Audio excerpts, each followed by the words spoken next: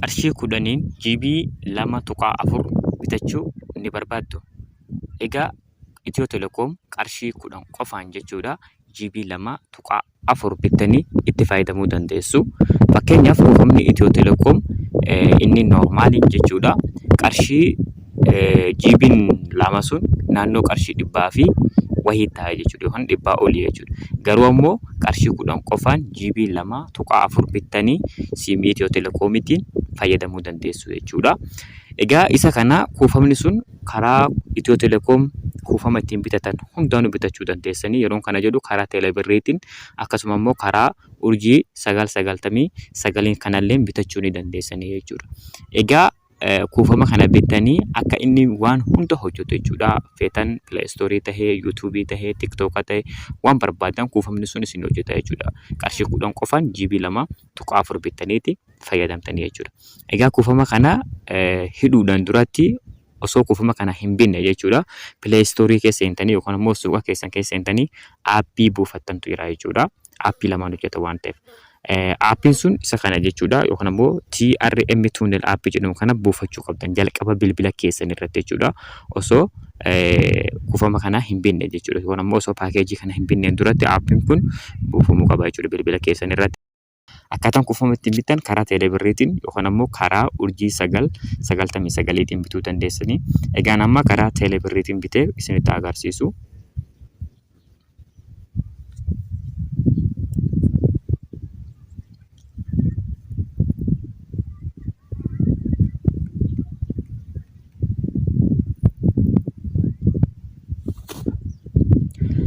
Egaa teelebirrii keessan bantaniin boodatti asitti airtime and package kan jedhu kana asiin kuufama iddoo bittaniin jechuudha.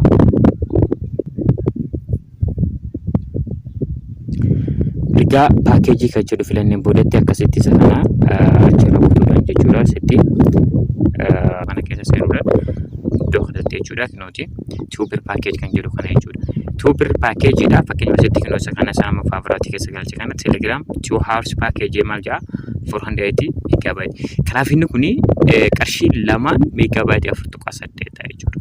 Kana jechuun qarshii 10tti yoo deebifne qarshii 10 naannoo GB 2.4 bittanii jechuudha. Yookaan immoo qarshii 20 GB 4.8 bittanii itti fayyadamuu dandeessu jechuudha. Isa kana yeroo tokko yoo bittan sa'aatii 2 fi kuufamni sun kan isiniif turu fakkeenyaaf bitee isinitti agarsiisu. Yeroo sa'aatii 2 fayyadamtanii xumurtan ammallee irra deebiidhaan kuufama san bitattu jechuudha. Asitti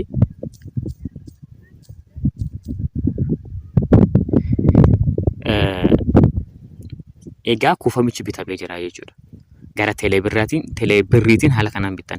Namoonni teelebirrii hin qabne ammoo karaa urjii 999 riqichaatiin kuufamni kun eessatti argama isa jedhu isinitti agarsiisa amma. Egaa kana gootanii ni bilbiltu. Ergasii asitti inclusive paakeejii kan jedhu jechuudha. Afaan Oromoo irratti kuufama addaa wayii kan jedhu tokko jechuudha. Yookaan ammoo hunda hammataa kan jedhu jechuudha. Lakkoofsa 7 kanarra jira jechuudha gabaabumatti inni. Yeroo ergasii boodatti asitti for selfie ofii keessaniif haarolii kan jedhu kana jechuudha. Haarolii kan jedhu kun lakkoofsa 2 yookaan ammoo sa'aatiif kan jedhu kana filattanii. Ergasii boodatti one per package 2 hours. Asitti 2 hours kan jedhu kana filannaa jechuudha lakkoofsa 2 irra kan jiru. Ergasii boodatti kuufamichi isa kana jechuudha. Lakkoofsa 3 irra kan jiru jechuudha. Maal jaasitti birrii 2 megaabaayitii 400. Garuu gara teelebirrii yoo bittan birrii 2 megaabaayitii 480 jechuudha. Kana jechuun megaabaayitii 80 sababa teelebirrii fayyadamtaniif isiniif dabala jechuudha. Kuufamni hundarrattuu asumaan wanni inni ergaa isinii dabarsu tokko karaa teelebirriitiin yoo kan bitan taate dhibbentaa 20 isiniif dabala jechuudha. Fakkeenyaaf qarshii 5 karaa kanaan yoo kan bitan taate megaabaayitii 100 garuu karaa teelebirriitiin qarshii 5 megaabaayitii 100 fi 20 ta'a jechuudha. Dhibbentaa 20 isiniif kennaa jechuudha. Egaa asiin erga bittanii boodatti amma haala kamiin itti fayyadamna connect goone. Aappiin kun yeroo paakeejiin kun yeroo bittan teelegiraamii qofa kan inni hojjetu jechuudha. Egaa akka inni waan hunda intarneeta hunda weebsaayitii kamiyyuu seenee akka inni dalaguudhaaf akkuma isin san aappii TRM Tunnel jedhamu kana buufachuu qabdan. Ergasii isa keessa seennaa.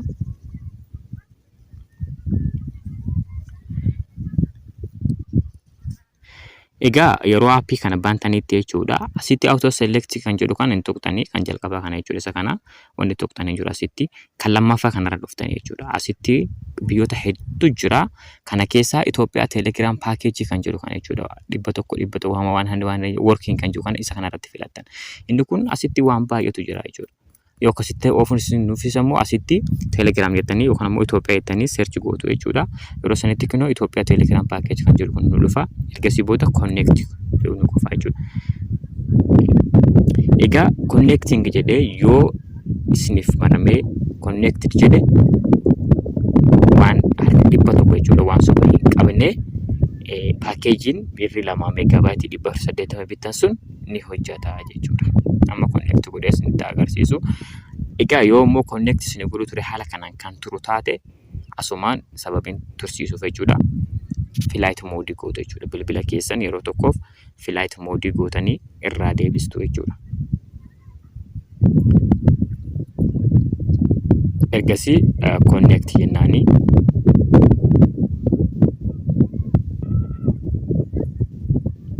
egaa akka kanatti connect erga jedhee boodatti ilaala. Amma asitti maal jedha?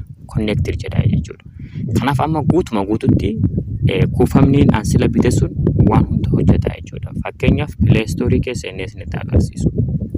Iddoo search haa tuqnu asitti imo jedhee search haa godhu fakkeenyaaf sim jedhee hojjechuu fi hojjechuu dhabuu isaa qofa ilaaluu jechuudha. Fakkeenyaaf imo fida jedha.